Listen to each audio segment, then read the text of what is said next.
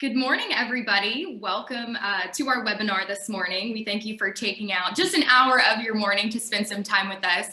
The Opex team, if you know us, we don't do a lot of these, but we're really excited to kickstart with this one because we have a new service that we've really been working on over the last year or so. And today is really the official launch of that. It's called Strategic Leadership as a Service. And we already have some success stories that we're excited to share with you guys. So we'll only bore you with just a short presentation on the ins and outs of what this looks like. And then we will have an exciting panel that will be able to submit questions, answer your questions, interact with the panelists. These two are strategic leaders themselves, and they have a lot of experience in this space. So I'm your host for the next hour. I'm Abby Labar, the Chief of Staff at Opex Technologies. Some of you also may be familiar with the Carolina Hurricanes, who I also work for. I say that that's my side gig. This is my full-time gig when I talk to the Opex team. But anyways, we thank you for your time. We have our VP of Solutions and Engineering who is going to join us, Sean Hatley, who has been with Opex for the last, I guess, year or so, and he's really been an integral part of helping launch Strategic Leadership as a Service. So he will be presenting to you what that looks like. But as always, you guys are familiar with this by now, being 2020 or 2021 and in the world of virtual and Zoom. Below there's a Q&A section, so we hope that you submit questions throughout your time on this webinar, and feel free to chat us as well. We'll be answering, taking pauses throughout the webinar, and we're more than happy to answer all the questions that you guys may or may not have. So Sean, go ahead and come on here, and I will let you take it away.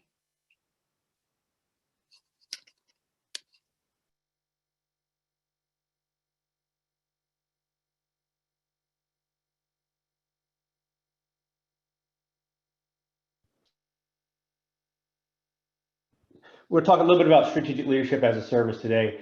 My name is Sean Hatley. I'm the VP of Solutions Engineering, and I also lead our strategic leadership practice here. So I'm going to go through a few slides today. I promise I'm not going to kill you with PowerPoint. We're going to make this quick, but I do want to just show a few slides. We're going to look at an example of one engagement where we're able to place a leader into one of our customers' organization and help them out. So we're then going to jump into a panel discussion. So let's dive in. I don't know if everyone's familiar with Opex Technologies. If not, I'll give you a little background. We're based here in Raleigh, North Carolina. We were founded in 2004, so we right at the 17-year mark. We've got over 950 clients, and our team just really has a wealth of experience and knowledge in regards to technology, consulting, advising, engineering, and project management. So why Opex? There are really three main reasons that clients engage with us, right? And the first is technology transformation projects. So whether it's moving from an on-prem voice solution to UCaaS or unified communication as a service, or maybe a complete cloud transformation journey. You know, Opex is here to be a part of your team. That's what we always say. We're not really an extension, we're a part of your team. We're here to help research, advise. You know, we know the technology landscape, we know the providers, we know pricing, you know, so we're going to make sure we keep an eye on all those aspects. We also help negotiate favorable terms and conditions as well as MSAs for our customers. And then the second real reason that clients engage is something called expense management, cost reduction, right? And we do this in a few different ways. The first being telecom expense management, and this is as a service. It's a little unique. If you've got a TIM platform today, you're more than likely not realizing the true value of that platform. We can take over that platform if it's a Tango or a Saycon, optimize, bring up the best practices, or we can move you to a brand new platform that's fully managed so that we're making sure you're realizing the value of a telecom expense management platform and savings to the business. So we also provide value through something called technology business management. And really, this is just looking at, you know, all of your spend across IT. So looking at software, looking at your provider spend, your third-party services, external labor costs, with a goal of finding targets that we can then focus on and drive costs down through a combination of negotiation and optimization. And then the third area is strategic leadership as a service. And that's what we're really here to talk about today. So why are we launching strategic leadership? This is pretty simple, right? Clients are asking for it. And to be completely transparent, we've really been doing this for about 12 months to 18 months. We've just never formalized and put processes around this offering. So that's what we're doing now. It's funny, on a recent call we had with a CIO, in closing, we asked him, if there's any service or any offering out there that he wish he had access to. And what he told us was basically, it basically described strategic leadership as a service. He said, why can't I consume the right talent like I consume cloud as needed? So that was a pretty profound statement to us. We've all seen it countless times over the years, and we've encountered companies that are struggling in areas. They're struggling to try to get projects off the ground simply because they don't have the right leader, they don't have the right expertise on staff, right? We've seen where leaders leave a company, right, with multiple projects ongoing, and that really can be problematic and put the success of the projects at risk. Our leaders can come in, we're able to fill gaps in expertise and leadership, partner with your leadership and technology teams to get projects moving and ensure project success. So what really is strategic leadership as a service? So really what we're talking about here is enabling you to tap into a deep bench of senior and executive level talent who, quite frankly, they've been there and they've done that with transformation projects, right? Time and time again. Typically, our leaders hold titles such as CTO, CIO, CISO, SVP. And we think about this, we think about it in kind of 4 pillars, right? So engage, design, transform, manage. A couple of examples, right, of engagement. Maybe we bring a leader in to help with a cloud readiness assessment, or maybe a security and risk assessment with gap analysis. Design, right? Maybe we're helping define that cloud strategy, or leading a project to create a cloud playbook that maps directly to your unique desired business outcomes. And then transform, right? So maybe we're leading a corporate data center migration to infrastructure as a service, shutting down that internal data center. Or maybe we're helping you transform your development from a legacy model to a more mature agile DevOps framework. And then the ongoing management, right? This is the ongoing day-to-day type stuff. Maybe we're bringing a leader in on a monthly basis to do security, architecture, engineering type reviews. And then how is it different? And this is key, right? At Opex, we live by something called speed to value. And we get it. Transformation is happening so fast. And our clients expect to really work efficiently and get to that value part as quickly as possible, right? We know that the gaps in expertise and leaderships, that's just killers of business success. So we're here to help to fill those gaps as needed with the right leader. And the key here is it's designed to be as a service, right? Our clients can engage the right technology leaders when and how they need to engage. So that could be on 30, 60, 90-day type basis. Maybe a leader is aligned with a specific project without an end date defined, and they're there for the long haul. Maybe it's a monthly engagement where you just need 4, 8, 12 hours of a leader's time. One thing that we are not is a staffing agency.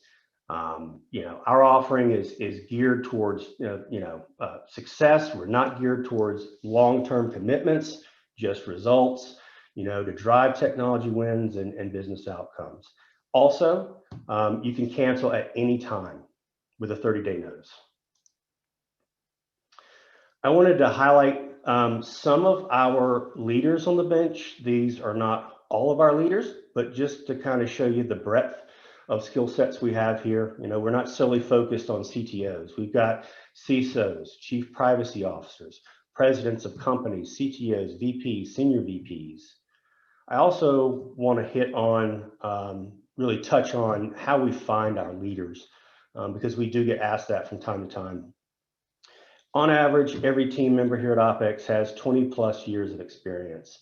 So given that, we've obviously forged a lot of strong relationships with A players, leaders, business owners that have proven track records in technology leadership. So Obviously, it should come as no surprise that some of our leaders come from our network. Some of our leaders come from referrals from our network. And then also sometimes leaders come through transformation projects that we're working on, right? Introductions. We are continually looking to expand the bench. We've got formalized processes for vetting leaders and interviews, including interviews all the way up to our Opex advisory board. So let's switch gears a little bit here and talk about a real example. Opex was able to insert a leader with Bueller Industries a while back, helped him take on a unique challenge that they had. So Mike McTaggart, who's with us today, he's the founder and president of Global Digital. He was the chosen leader for that particular project. The net result of the project was 36% improvement in platform performance and an ROI of $2.25 million. So Mike, why don't you come on in and let's talk a little bit about this engagement. Thanks, Sean. I'd be happy to. So first of all, thanks to everyone joining. Let me give you a little bit of an introduction to Bueller first, just to set the stage in case you haven't heard of them. They are a company behind the scenes for a large majority of the food we eat.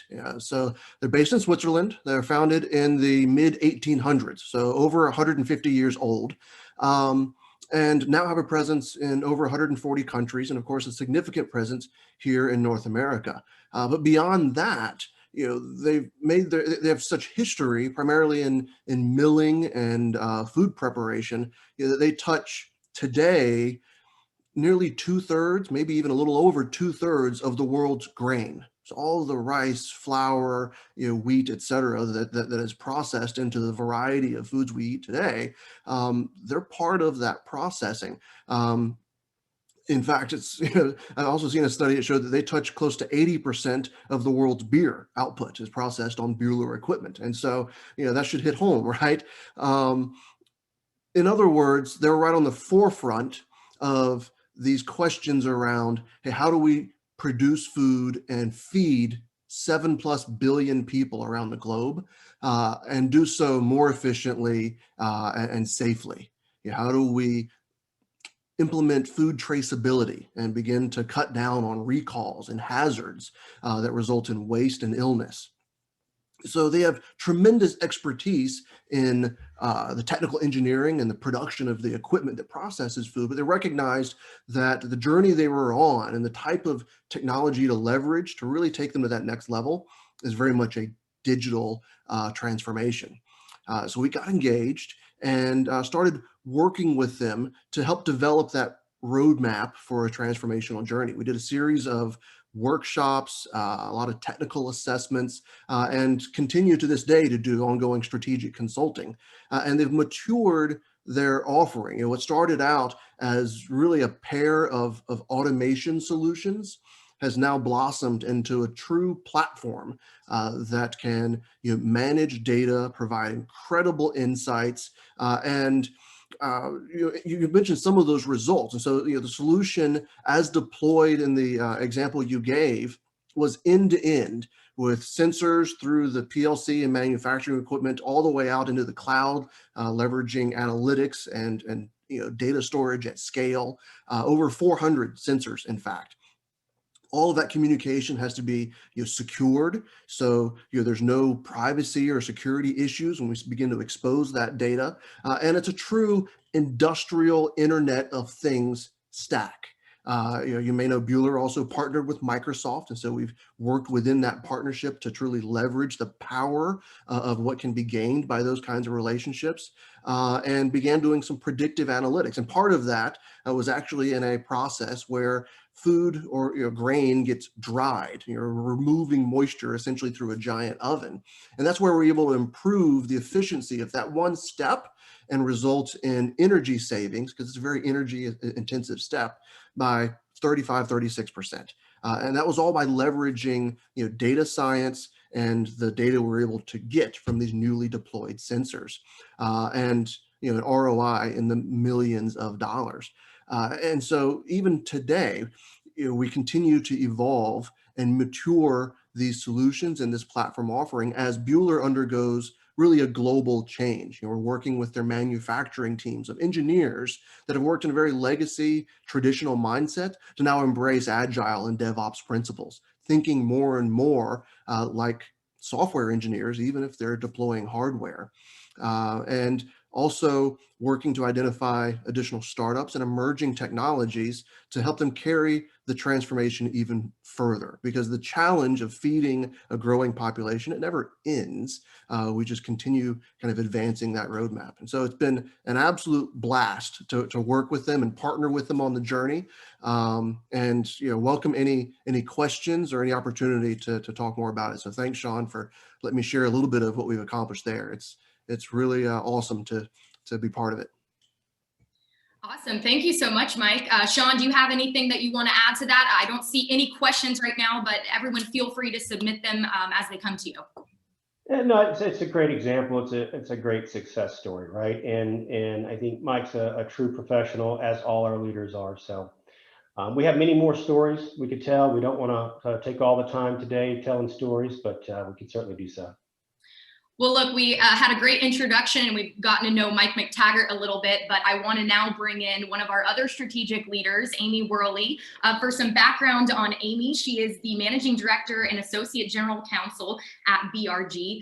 Amy has almost 20 years of experience in helping companies in various industries build and implement programs that unlock and protect the power of information as a competitive advantage. The thing about Amy, too, is she is also an expert in global data privacy, which is a huge part of strategic leadership as a service. So Amy, welcome in.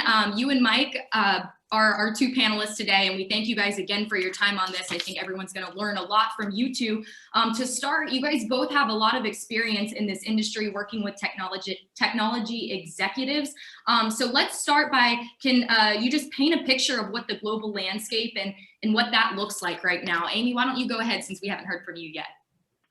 Sure. Thanks, Abby. So a lot of the questions and the projects that I'm working on right now are related to how can we move data around the world in a compliant fashion without slowing the business down, given the increasing regulation around particularly moving data in and out of Europe, although Brazil is coming along in that space too. So it's an incredibly dynamic and challenging regulatory environment. And the example that Mike just gave, we have a lot of clients who are working toward digital transformation, and creating efficiencies for multinationals means you need to be able to work across borders. And so we spend a lot of time, sometimes I say I'm really just a translator, right? I do a lot of translating legal and regulatory concepts to IT professionals, and then a lot of translating IT up to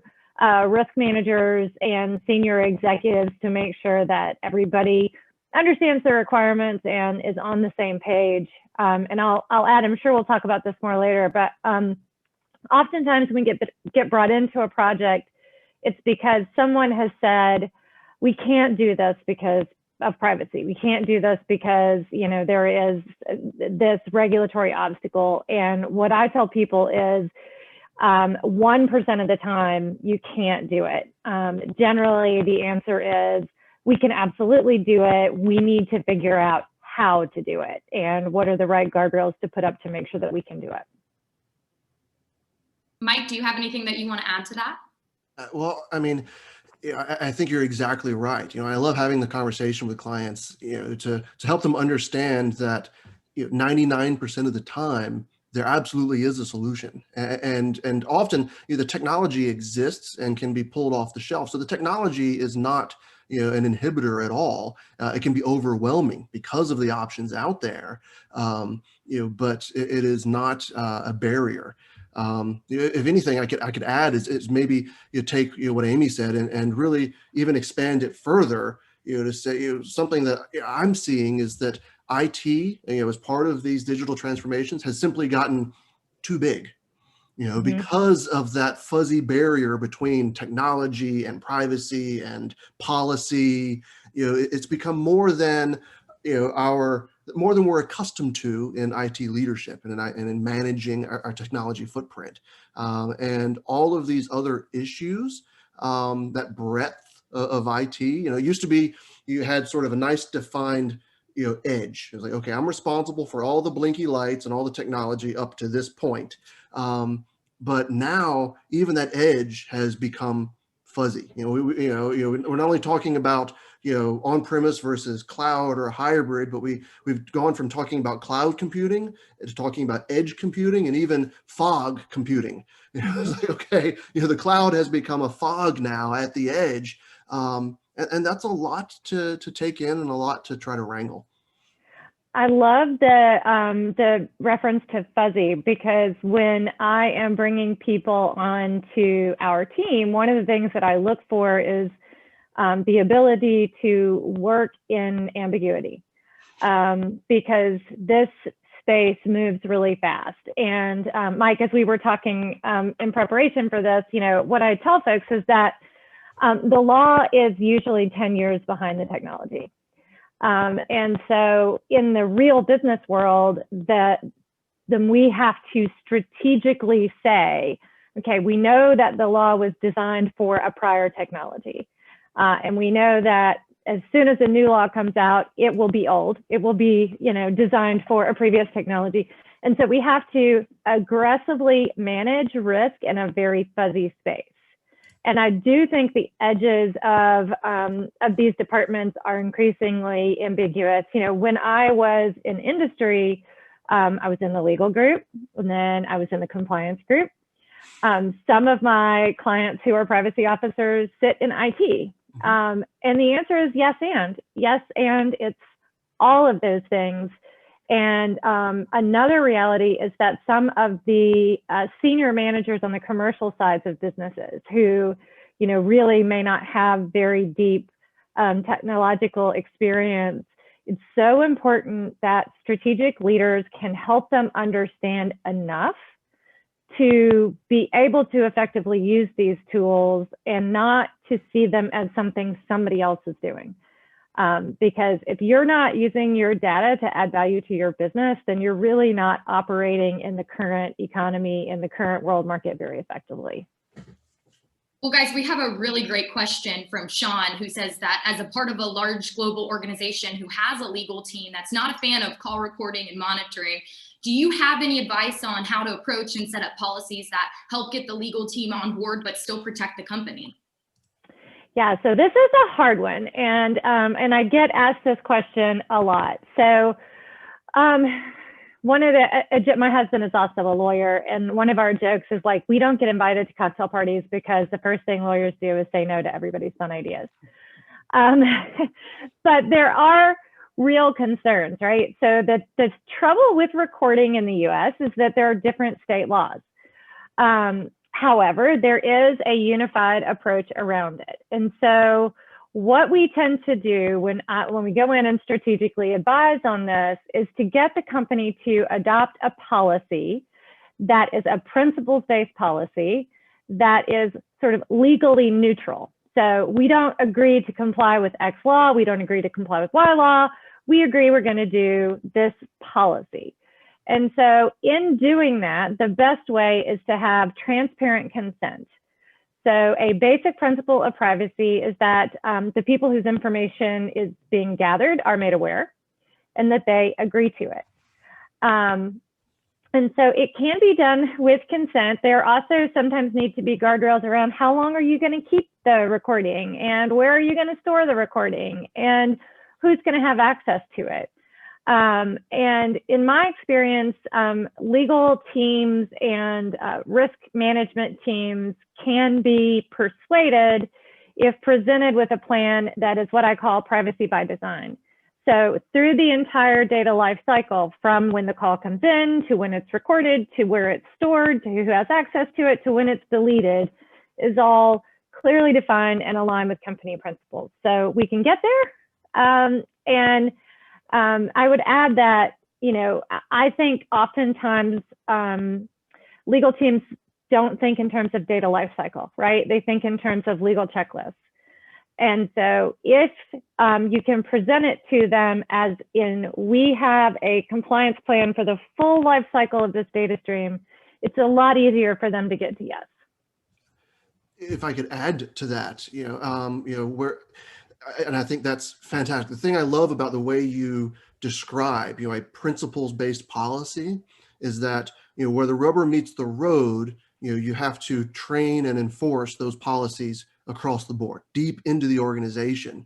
And so, when we talk about transformation, we talk a great deal about what is that change and how broadly does it impact? And the reality is it impacts an organization from top to bottom, and it completely permeates the organization. And so to teach and help your team across an organization understand a set of guiding principles, can be much easier and a much more satisfying challenge than the enforcement of policy. And when I talk about, I had someone ask once, in the context of digital transformation, how do we know when we're done? How do we know when digital is done? And it speaks directly to your notion of, okay, sometimes privacy officer is inside IT, sometimes they're in compliance, sometimes they're in legal.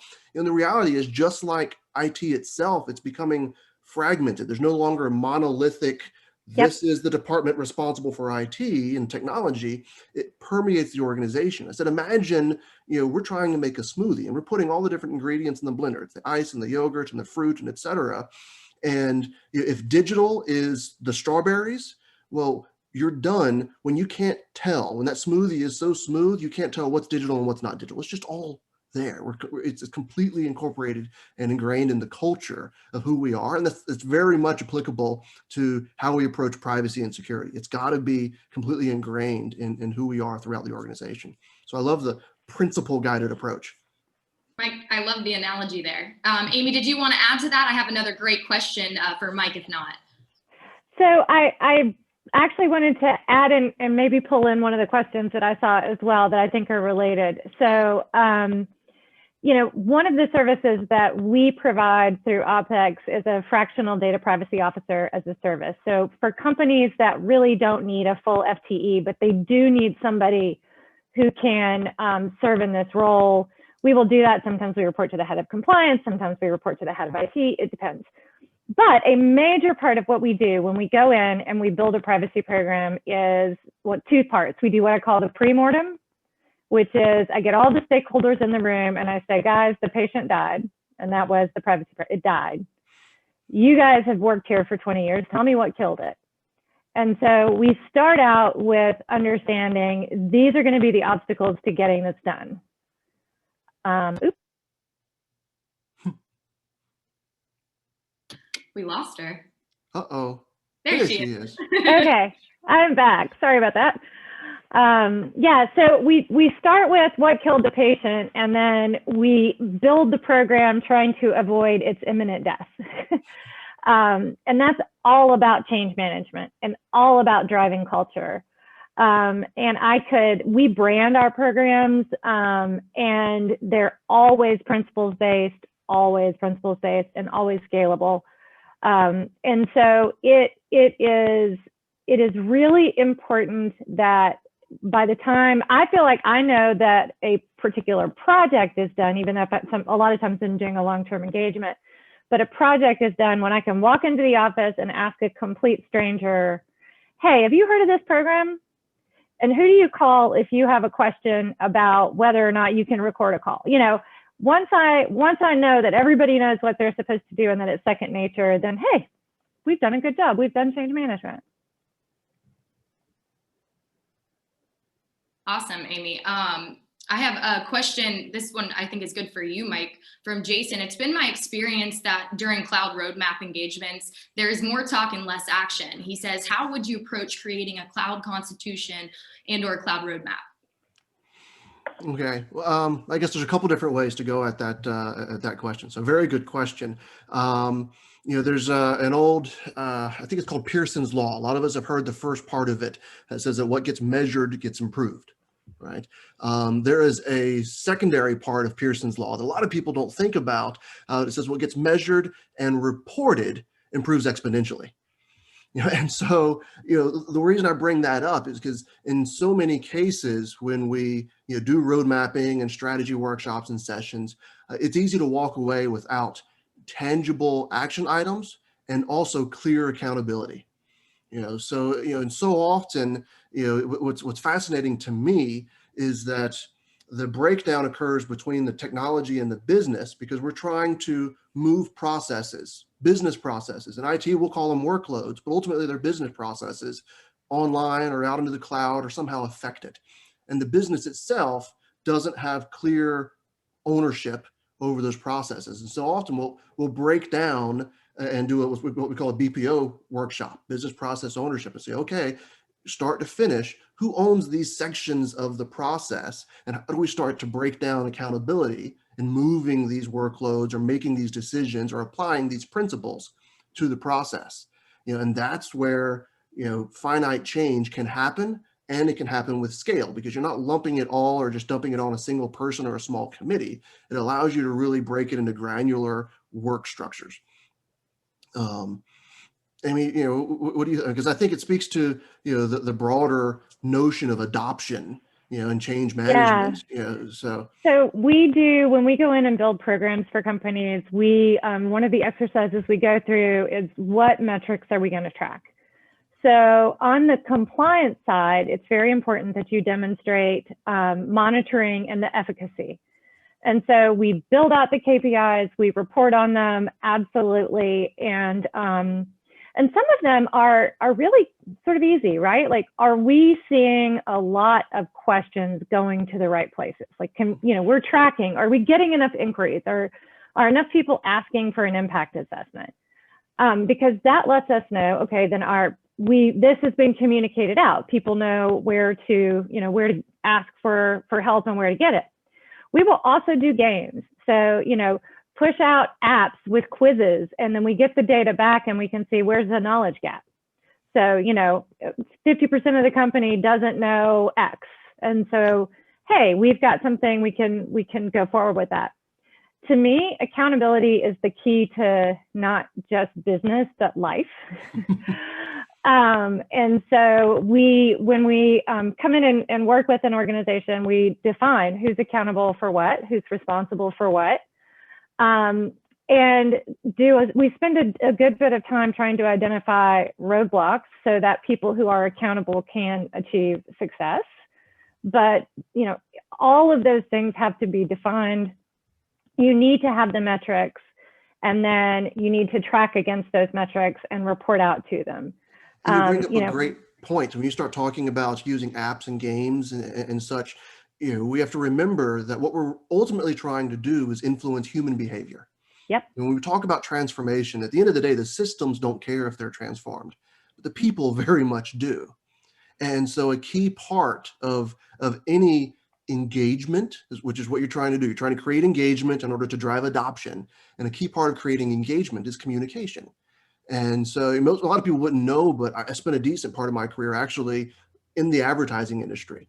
But those lessons learned about how to, for lack of better words, manipulate human behavior, are very much valuable. And so any this question started with sort of a cloud constitution, cloud roadmap.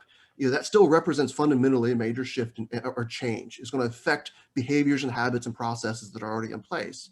And so how do we change decision making? It's the same way we approach, how do we change what product someone buys when they're standing at the shelf evaluating one versus the other? And it's through those communications and essentially marketing principles. We have to do that effectively, knowing, all right, who is our audience? For the example I gave earlier with Bueller, there is a distinctly different persona that is the plant manager responsible for multiple lines and the ultimate business, the overall business success of a manufacturing facility, all the way down to a machine operator. And a lesson that had to be learned, years ago, was that the machine operator wasn't engaging the smarts, for lack of better words. And part of that is because the machine operator has been told over and over again that the robots are out to take our jobs.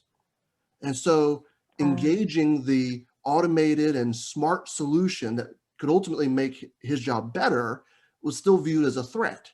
And so a communication campaign had to be designed and then deployed that said, hey, we are working to make you a better operator.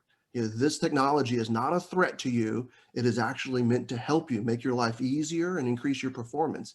And that's a very different message than we would give to a line manager or a plant manager or the CFO of the company that is having to show ROI for this investment in digital.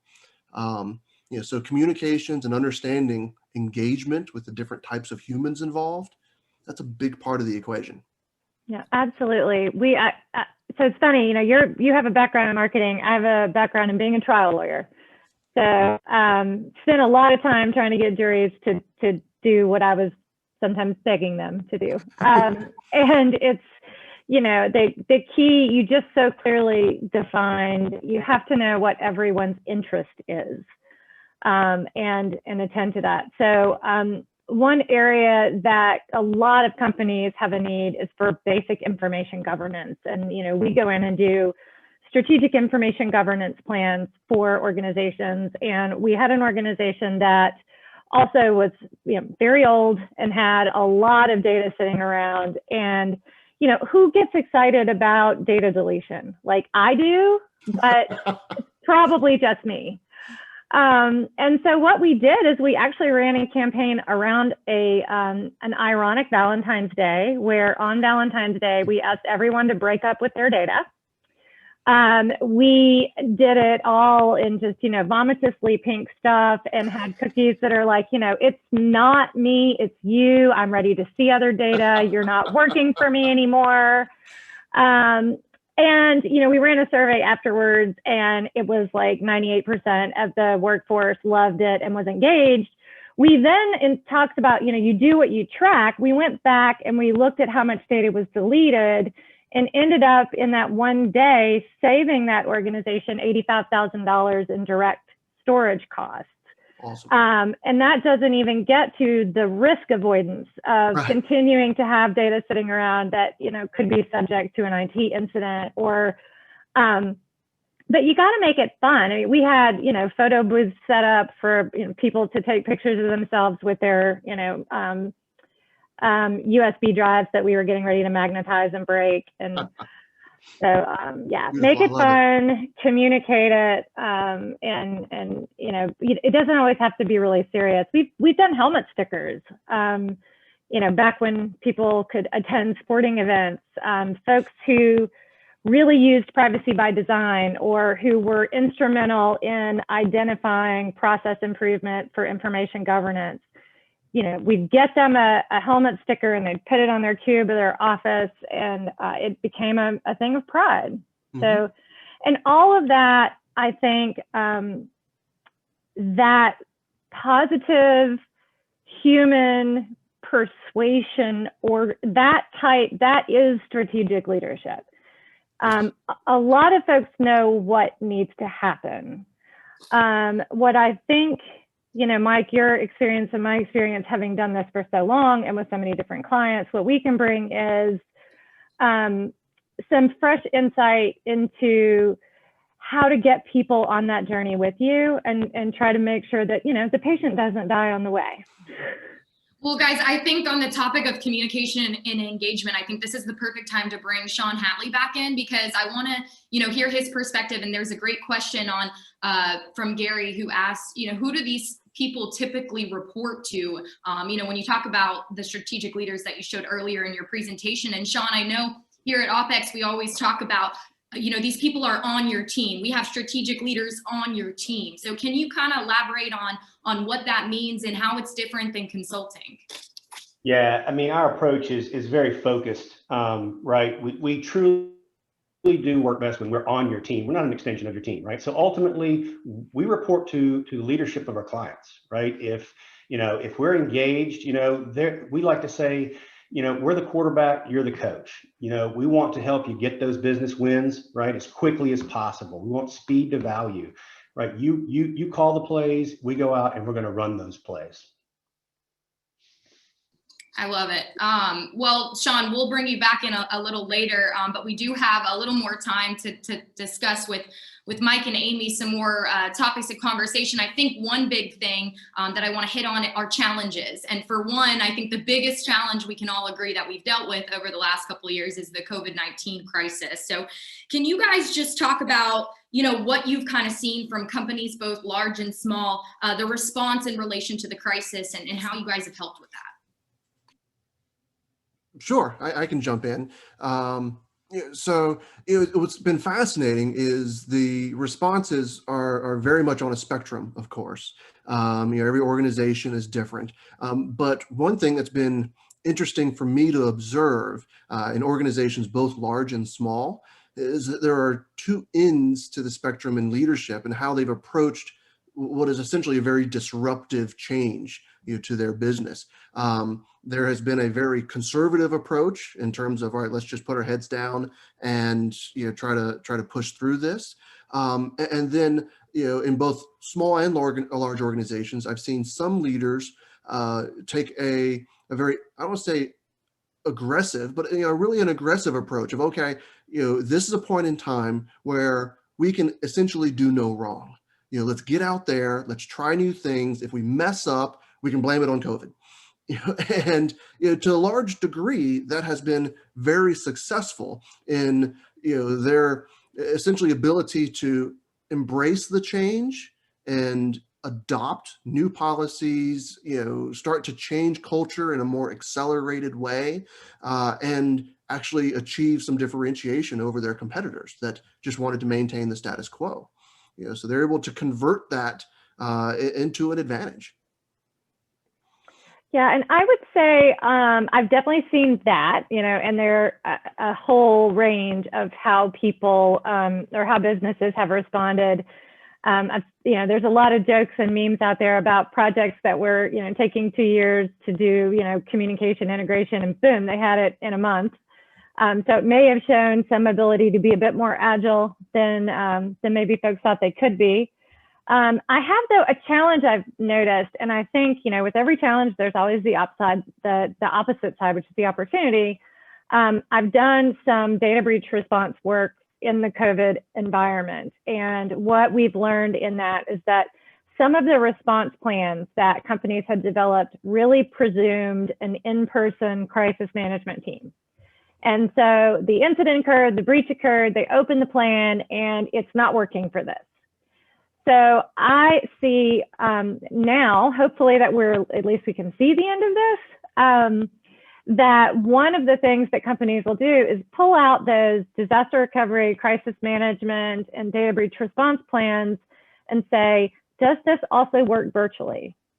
In addition, so if you have a bad guy in your environment, normally when I'm counseling folks, I'm like, be careful emailing in the middle of an IT incident, because you need to presume that the bad guy is in your email and is, listening to you talk about him. A thing that we sometimes forget is that the telephone still works. And being sure that in an environment where everyone is so dependent on their technology to communicate, that if you have an IT incident, you have a way to communicate that doesn't involve the corrupted system. What is your plan to go around the corrupted system? And so those are some gaps that I've seen that I think companies have an opportunity to fill. Mike, are there any other challenges that you're seeing outside of the COVID crisis that are keeping these technology executives up at night? Oh, well, certainly, we could probably go all day on privacy and security and the various things that means. Maybe that's a separate webinar entirely. I'd say one other topic that has been interesting and has emerged as pockets of companies have more rapidly embraced those agile principles and that a different way of working, is it's resulted in an even greater, what I call a disparity of speed. Pre-COVID, a lot of people talked about the speed of innovation and the speed that the company can, at which they can operate. What COVID has done is it's created, an environment where some parts of the company are moving much faster than others, and the remote nature, the decoupling from the central environment has made it so that, you know, some of those pockets of the company can also move faster in different directions. You know, I've used the analogy, you know, people that know me know I have 3 kids. I have triplets, actually. And so it's almost like taking, you know, in my experience, when they were younger, the triplets to the zoo, because one wants to run off that direction, one is stuck distracted looking at something back behind me, and the third is you headed off that direction. And how do you manage all of that? And how do you try to have a single cohesive unit kind of moving together, you know, through the park? That difference, that disparity in speed, I think has been heightened here, and that comes with a variety of fears, depending upon the nature of those players. You know, you may, you know, had leaders that lie awake at night worrying, all right, what are the people that are going really fast going to do? Is there risk by them heading out, being a speedboat out in front of me? And then other leaders are worried about, is this other party an anchor that is going to prevent us from moving forward as we're getting pulled by the speedboat, for example? And, you know, so it's the personality and the characteristics of the company change which facet of that keeps you up at night. But I think it all boils down to that sort of difference in speed of operations and speed of adaptation. Really, it's the ability to adapt. Yeah, that's like the perfect segue into sort of my pet issue, which is privacy by design and security by design. The old way of doing compliance in the IT world was to decide what you were going to do, get way far along in your project, and then run it by legal. And that slows everybody down and gets folks mad at legal. When we go in and we work with IT organizations and partner with their legal and compliance organizations, we have a framework of privacy by design where it is a part of the agile process. And, you know, they work with the design teams, work with the implementation teams to make sure controls are put in place. And again, principles-based, so that you're not constantly reacting to changing laws. You know, right now, regulation in this space is fluid. We were trying to roll out some contract templates for a client, and it ended up taking 6 months because every time we got them finished, there was a new law. And that's just the way it is right now. And so I tell people, I was a swimmer, and my coach used to say to me, you have got to get comfortable being uncomfortable. You gotta love the uncomfortable. And that's really innovation right now in this space. That difference of pace, the fluidity of regulation, you got to be comfortable being uncomfortable, and you need to have frameworks, policies, principles-based frameworks that are well communicated, that are built into the process. Yeah. It can't be, here's the finished project, hey, legal, are you okay with it? Yeah. And that absolutely extends to information security, you know, from an InfoSec, cyber threat perspective as well. You know, the threat landscape is evolving and changing at an incredibly rapid pace, and there's no such thing as absolute security. Nope. And so we have to figure out what level of risk are we comfortable with, and how do we embrace that and work towards that. Guys, I have another great question that just came in, and I'll do a little house reminder. We only have about 10 minutes left, so get your final questions in for these guys. The conversation has been incredible. Eric wants to know specifically, how do you approach working healthcare systems who have such a focus on HIPAA regulations and concerns for data breaches and concerns for security? Is it more difficult working with healthcare due to these heightened security concerns and them not being familiar with who Opex is necessarily? Amy, I think that's a great question for you. I do HIPAA all day, every day. And actually, HIPAA is great because it's old. And so the rules there are very well defined. You know, we have a very specific set of HIPAA materials that we use. So where I am at BRG, a fractional DPO for several life sciences companies that are governed by HIPAA. But I will say, same principle applies, right? The way that HIPAA is supposed to work is it's a risk-based approach to managing patient privacy. And so we go in and we look at your gaps, we define your gaps, and then we start building these checks into your processes so that you start to not notice it, right? Like when this works perfectly, your privacy and security professionals are a valuable part of your team, and you start forgetting that they're not engineers, they're not designers, because they are really a part of putting together your software environment, your network, they got to be a part of the team. And HIPAA just is one of the myriad of regulations that we keep up with. If you saw the chart, because we work all over the world, we're registered as a DPO in Singapore and in Brazil and in Europe. That's again why we go principles. If we stay at principles, then we don't have to get lost in the weeds of each individual regulation. Amy, you mentioned the innovations in this space. I want to bring Sean back in as we kind of start to get final thoughts here. And I'll start with Mike with this. When it comes to trends of the future, what does that look like? Oh, well, there are some really exciting things out there. One, it's a bit of a pet issue of mine, since Amy got to throw one of hers out there earlier. I'm an ex-engineer. Biomedical and electrical engineering is my background, and that's where I cut my teeth in my career. But working the manufacturing space with a lot of companies like Bueller, I mentioned the project earlier where a single solution deployed 400 sensors. And that was just around a part of the process. We're now seeing instances where there are tens of thousands of sensors deployed into a space. And if you do the math, most of these sensors are battery powered in some way. And suddenly an organization can find themselves where they're having to dedicate a person times a couple hours a day to just changing batteries. And then beyond, there are cases where you suddenly have a team of 2.5 people on your maintenance team that's just dedicated to changing batteries and checking, calibrating sensors and things like that around the plant. And so there is an emerging field now in the technical world of batteryless sensors. A lot of the technology has been around for a while. You harvest energy from the environment, particular things that you're trying to measure, and use that energy to power the sensor. So for example, when you're measuring, you're monitoring like a steam trap inside a manufacturing environment, there's a thermal gradient there. And so you can actually harness energy from the heat that is right in the point you're managing or you're measuring and power that sensor. And thus you never have to change batteries in that sensor. And so I think as we, you see the statistics of the billions and trillions of devices that are going to be the Internet of Things. One of our next big hurdles is going to be, all right, how do we manage, maintain, not just from a fleet management perspective, but even fundamentally, how do we power all of them? How do we support, change batteries all day long across a fleet of sensors?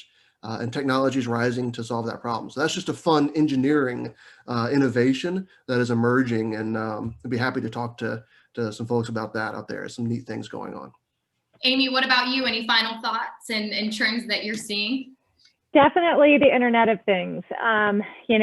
We are all interacting with computers in our daily environment, and that has dramatic consequences for privacy. And I have a very long talk I can give you about, why personal privacy matters. And I think folks who can understand, strategically why privacy matters, and then where the Internet of Things and the sort of innovation in the space is going, and be a part of, a pro-business part of that.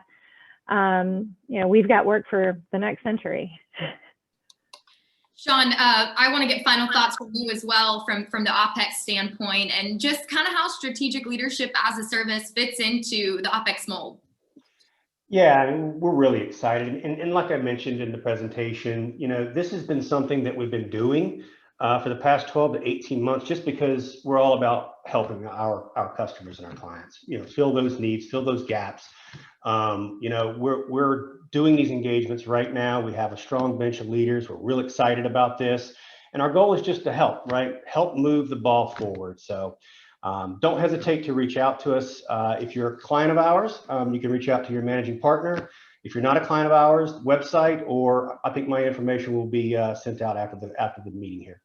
Yep, I went ahead and put both my email and Shelby's email who in the chat down there below. So if any of you guys want to get in touch with one of our Opex reps immediately after this, then feel free to email us and we'll coordinate the schedule for you guys. And in addition to that, we will be reaching out to you guys as well. So I know that the only reason you guys joined today was because one of you is going home with this Peter Millar gift card. So I'm going to go ahead and reach into our little magic raffle bucket and pull a name. Nick Otto. So Nick Otto, congratulations. You just won a $250 Peter Millar gift card. So we will get in touch with you on how to get you this thing. But again, guys, thank you so much. I want to thank both Mike and Amy for an extremely educational conversation today. I hope that you guys learned a lot from it as well. As Sean said, we will be reaching out, and feel free, don't hesitate to reach out to us as well. So thank you guys so much. It was a great hour spent with everyone. We appreciate it. Thank you, Abby. Thank you.